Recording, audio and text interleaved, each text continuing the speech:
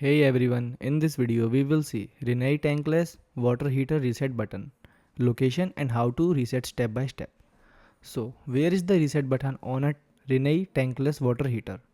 Most Rinnai Tankless water heater do not have a dedicated external reset button like traditional water heaters.